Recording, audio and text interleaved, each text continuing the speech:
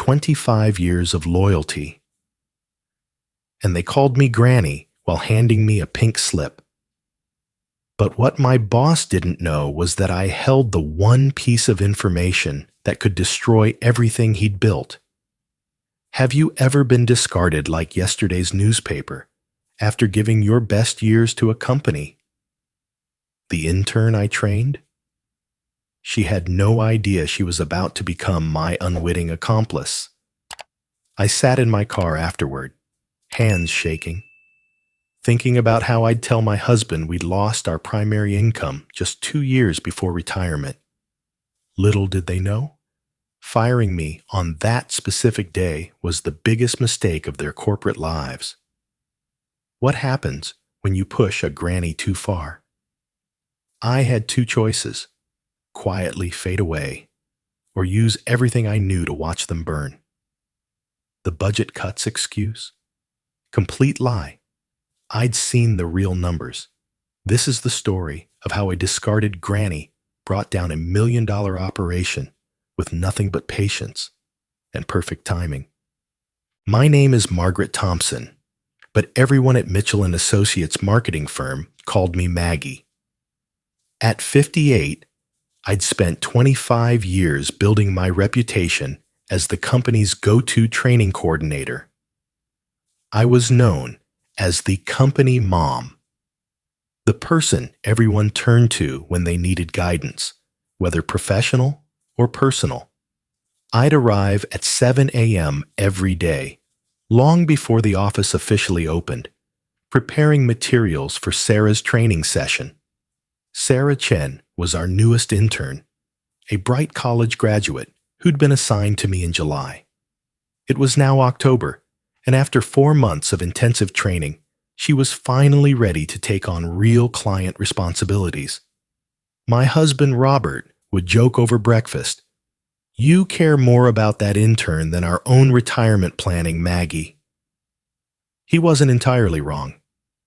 I poured my heart into every trainee, but Sarah was special. She reminded me of myself at that age. Eager, intelligent, but overwhelmed by the corporate world's complexity. During those 4 months, I created a comprehensive training manual specifically for Sarah.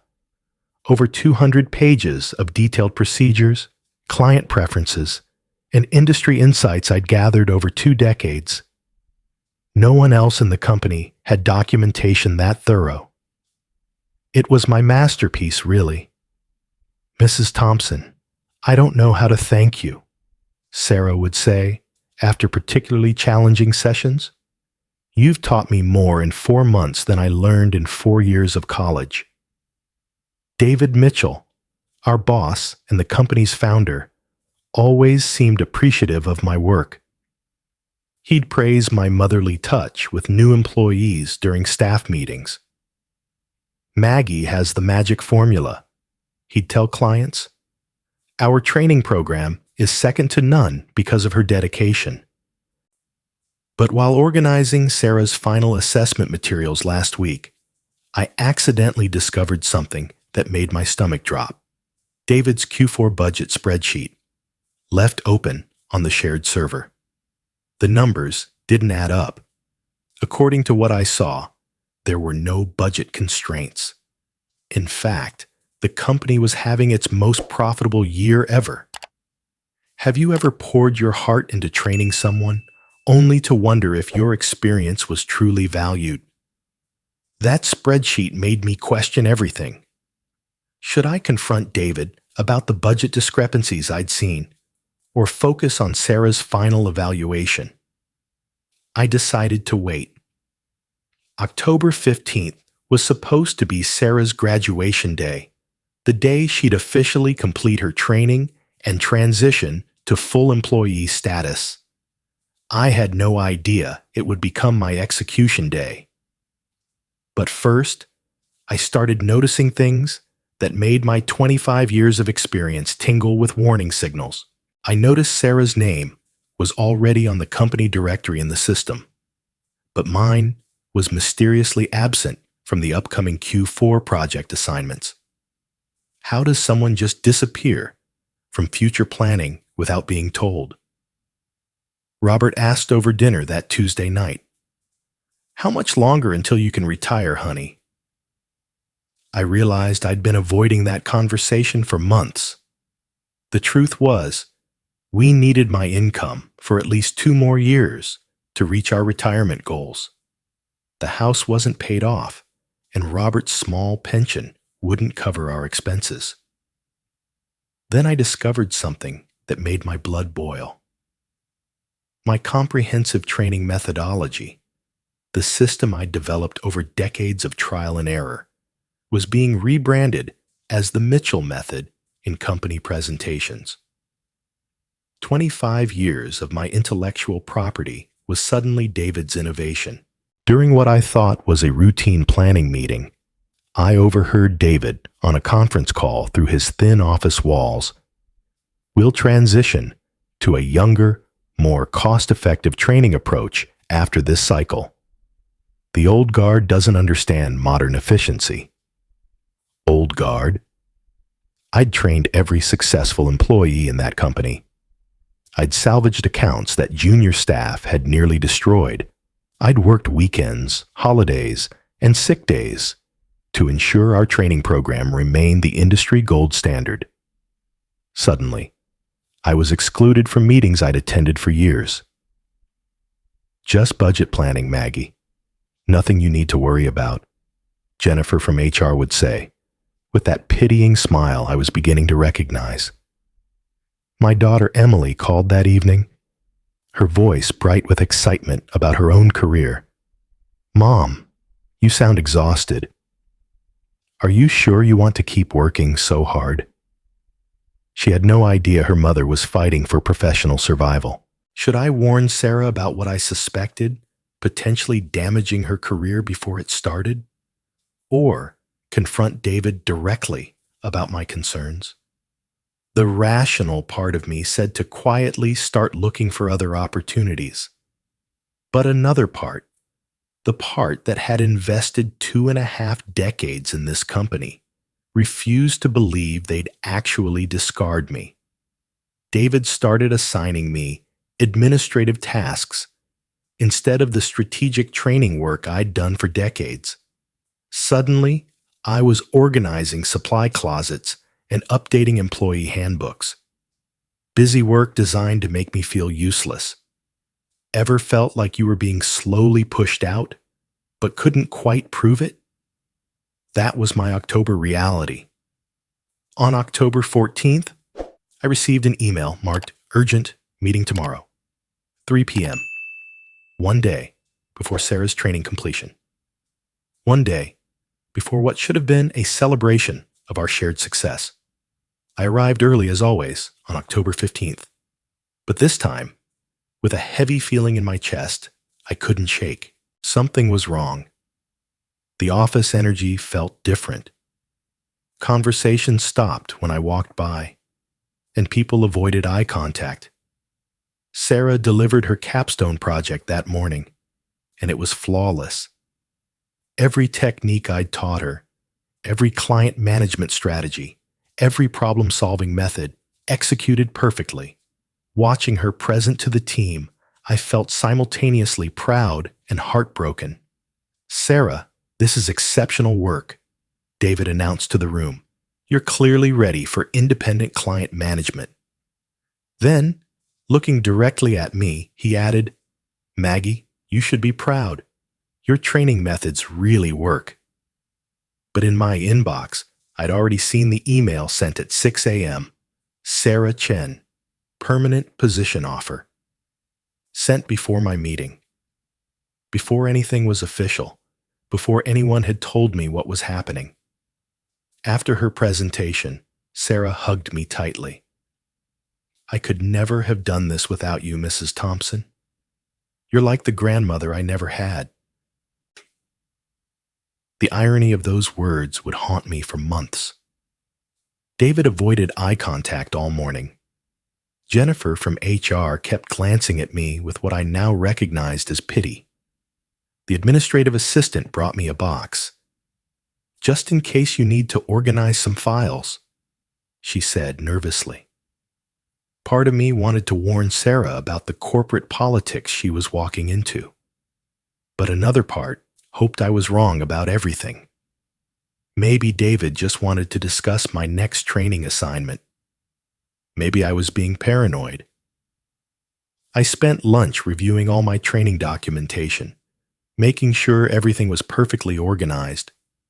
25 years of institutional knowledge, all neatly filed and categorized, just in case. Robert called during my lunch break.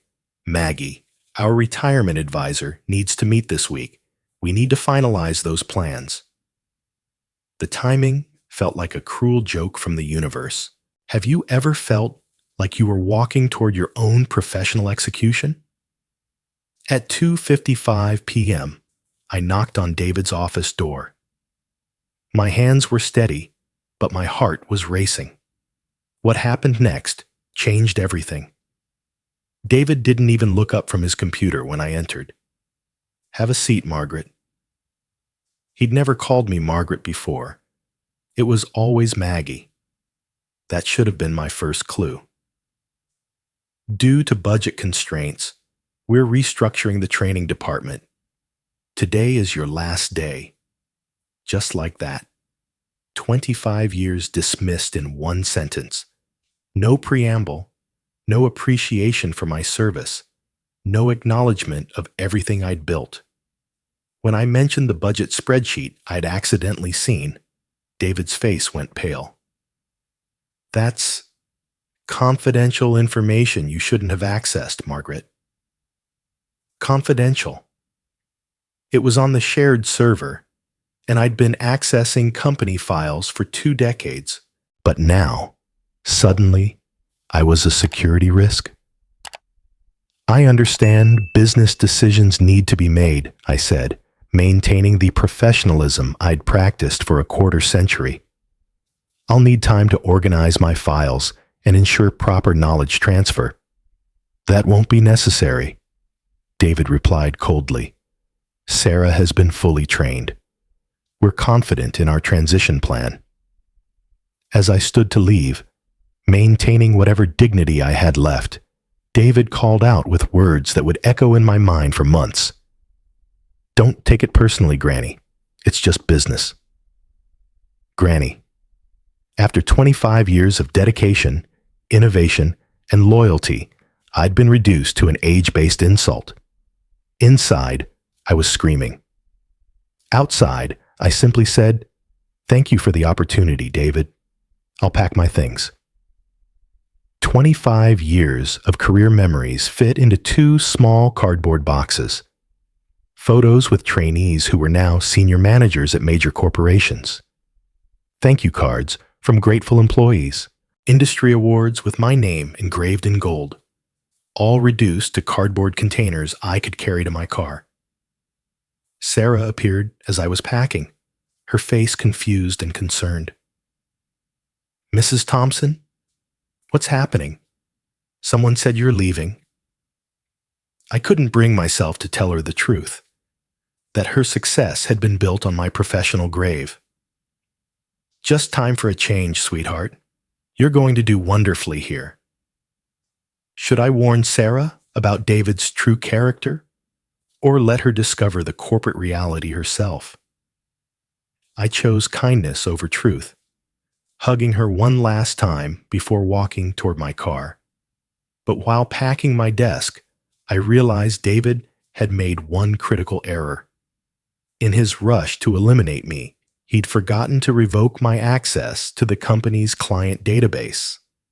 My login credentials were still active. 25 years of client relationships, contract details, and institutional knowledge, all still at my fingertips. Ever been fired by someone half your age who couldn't survive one day doing your job? As I drove away from Mitchell and Associates for the last time, I made a decision that would haunt David Mitchell for months to come. Walk away quietly and preserve my reputation, or use what I knew to expose the truth. The choice was about to become very clear.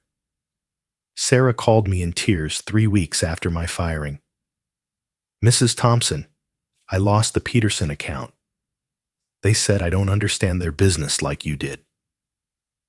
Peterson Industries had been with Mitchell and Associates for 8 years, a relationship I'd carefully cultivated through countless late-night calls and personalized service strategies. The irony wasn't lost on me. David had fired the one person who could have prevented this disaster, then acted surprised when it happened. My phone rang again. David's name appeared on the screen, the first time he'd contacted me since calling me Granny. My finger hovered over the decline button, but curiosity won. "Margaret, we need to talk." His voice carried a desperation I'd never heard before. Meanwhile, Harrison Marketing's offer sat on my kitchen table like a golden ticket. Robert smiled as he read the terms. "Take it, Maggie. Show them what they lost." The salary was 40% higher than what David had ever paid me, plus full benefits and a signing bonus. "I made a mistake, Margaret," David continued during our call. "Can we discuss you coming back?" The same man who had dismissed my 25 years of experience was now begging for my return. Part of me wanted to help Sarah, who was clearly suffering for David's short-sighted decisions. She was a good kid, caught in a corporate nightmare not of her making. But David needed to learn this lesson fully. Some mistakes have consequences that money can't fix. Within a month of my departure, 3 more major accounts requested their original account manager, me. David had to explain to confused clients why the person who understood their business inside and out was no longer available. The explanations grew more awkward with each conversation. Sarah discovered the truth about the budget during one of these client crisis meetings. She called me privately. "He lied to you, Mrs. Thompson. There were no cuts. He just wanted cheaper labor. I heard him tell Jennifer from HR that hiring 2 junior trainers would cost less than keeping 1 senior coordinator." Harrison Marketing, Mitchell's primary competitor, had been watching the chaos unfold with professional interest. They began strategically targeting Mitchell's suddenly vulnerable accounts. My insider knowledge of each client's specific preferences, pain points, and decision-making processes proved helpful to my new employer. Emily called that evening, her voice full of pride. "Mom, I'm so proud of you for not taking their abuse lying down. You're showing other women our age that experience has value." Ever watched karma work in real time? It's more satisfying than any movie revenge plot. The company's biggest client, Meridian Corporation, was scheduling their annual contract review. I had intimate knowledge of their expectations, their budget cycles, and their growing frustration with service inconsistencies. David had no idea what was coming. Help David save face to protect Sarah, or let natural consequences unfold? I chose justice over mercy. Sarah worked desperately to prepare for Meridian's review, but she lacked the historical knowledge that only comes from years of relationship building. She didn't know that Meridian's CEO hated PowerPoint presentations, preferred printed materials, and made decisions based on long-term strategic thinking rather than flashy quarterly results. "Mr. Mitchell had to leave the prep meeting," Sarah confided during one of our secret phone calls. "He looked sick. I think he's having panic attacks." I started at Harrison Marketing the same week as Meridian's review. The timing was purely coincidental, of course. Meridian's CEO, James Harrison, no relation to my new employer, entered the conference room at Mitchell and Associates with the expression of a man who'd already made his decision. His first question cut straight to the heart of the matter. "Where's Margaret Thompson?" David stammered about strategic restructuring and fresh perspectives, but Meridian's team wasn't buying it. They'd worked with me for 6 years. They knew the difference between institutional knowledge and corporate buzzwords. Sarah did her absolute best during the presentation. I genuinely felt for her. She was trying to fill shoes that didn't fit, answer questions about campaign history that only I knew, and represent relationships she'd inherited rather than built. "This level of service decline is unacceptable," James Harrison announced at the meeting's end. "We're exploring other options." The contract that represented 30% of Mitchell's annual revenue was officially in jeopardy.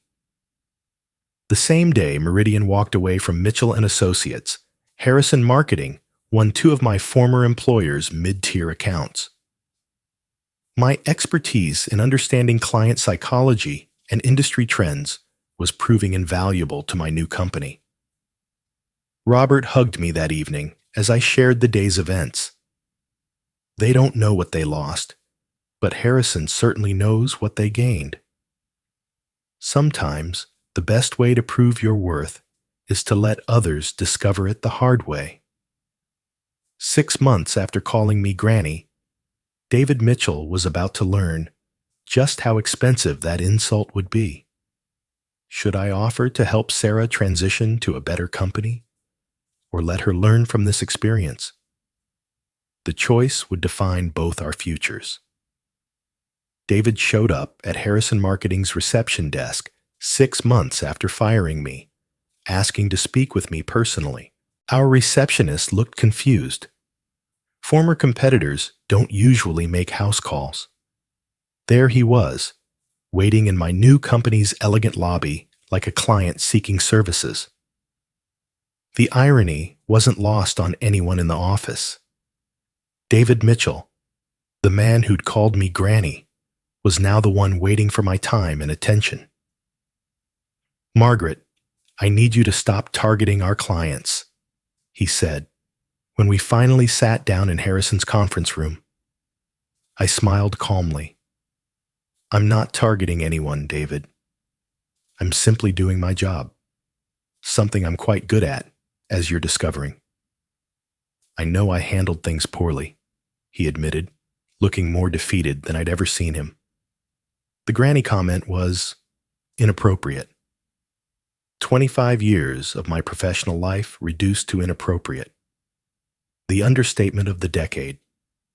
He revealed that Sarah had quit 2 weeks earlier. She said the work environment became toxic after you left, that clients were constantly asking for you, and she felt like a placeholder rather than a valued employee. Another consequence he hadn't anticipated when he'd made his calculated decision to replace experience with youth. For a moment, looking at this broken man who'd once held my career in his hands, I almost felt sorry for him. Almost. "The company's in serious trouble, Margaret," he continued, his voice barely above a whisper. "We've lost 60% of our major accounts. Our reputation in the industry is damaged." The numbers spoke for themselves. What I'd built over 2 decades, he'd destroyed in 6 months. "I'll double your salary," he said desperately. "Triple it. Whatever Harrison is paying you, I'll beat it." Desperation has a distinct sound, high-pitched, rushed, with undertones of panic. "David," I replied, keeping my voice even and professional, "you didn't just fire me. You dismissed my value, my experience, my dignity. You reduced 25 years of dedication to an age-based insult. Money can't fix that kind of damage." "But I harbor no ill will," I continued, meaning it. "I hope you've learned something about the true cost of experience. Sometimes wisdom comes with a hefty price tag. What's the price of respect? Apparently about 60% of a company's revenue." As David left Harrison's office, completely defeated, I realized my revenge was complete. But the story wasn't quite over. Sarah called me 2 weeks after David's visit. "Mrs. Thompson, I learned something important about loyalty and respect during these past months. I see now how he treated you," she said, during our lunch meeting at a downtown cafe. "I won't work for someone who doesn't value experience and wisdom. You taught me that professionalism means treating people with dignity, regardless of their age." Sarah had grown during her time in the corporate trenches. The bright-eyed intern had become a wise young professional who understood the difference between managing people and leading them. "Could you help me find a new position?" she asked. "I need to work for someone who shares your values." Harrison Marketing had an opening perfect for Sarah's skills and renewed perspective. I recommended her enthusiastically, and she was hired within a week. Sarah's first day at Harrison was exactly 6 months to the day after my firing. Poetic justice has its own timeline. "Mitchell and Associates is shutting down," Sarah updated me a month later. "David's starting over, somewhere else. He's taken a junior position at a smaller firm, basically starting his career again at 55. My new office had a corner window with a view of the city skyline. My old cubicle had never had a window. Sometimes change brings unexpected gifts that we couldn't have imagined from our old perspective. "Age isn't a liability," I told Sarah as we worked together on her first major client presentation. "It's an accumulation of irreplaceable experience. Don't let anyone convince you otherwise, no matter how old you get." True mentorship isn't just about teaching skills. It's about teaching values and showing others how to maintain dignity in an undignified world. 1 year after being called Granny and fired, Harrison Marketing's revenue had increased 40%. My client relationships and industry knowledge were the foundation of that growth. My training methodology was being implemented company-wide, and other firms were inquiring about licensing my approaches. At our wedding anniversary dinner, Robert raised his glass. "To the woman who turned rejection into opportunity and showed everyone what real strength looks like." Sarah was thriving in her new role, leading accounts with the confidence I'd helped build. Her success felt like vindication, proof that good mentorship creates lasting value, regardless of corporate politics. I received the Regional Marketing Mentor Award 6 months later. The nomination came from Sarah, but the recognition felt like justice finally being served. The industry had acknowledged what David had dismissed. Sometimes I wondered if I'd been too harsh in my response to David's treatment. Then I remembered the word granny and felt complete peace with my choices. Some lessons can only be learned through consequences. Harrison asked me to develop their company-wide training program, incorporating all the methods I'd refined over 25 years. My intellectual property, once stolen and rebranded, was now officially mine again and being properly credited. My actual grandchildren loved hearing about Grandma's great office adventure. They called me their hero and made me promise to teach them about standing up for themselves when they got older. Age discrimination is real, but so is the irreplaceable value of experience. Never let anyone diminish your worth based on something as arbitrary as your birth year. Your experience isn't a burden. It's your competitive advantage, and the right employer will recognize that immediately. As I was finishing this story, my phone rang. Jennifer from HR, the one who'd looked at me with pity on my last day at Mitchell and Associates, was calling. "Margaret, They're doing to me what they did to you. I'm 52, and suddenly I'm redundant. Could we talk? The cycle continues. But now, I'm in a position to help others navigate what I survived. I shared my story, my strategy, my phone number with Jennifer. Your experience has value. Don't let them convince you otherwise.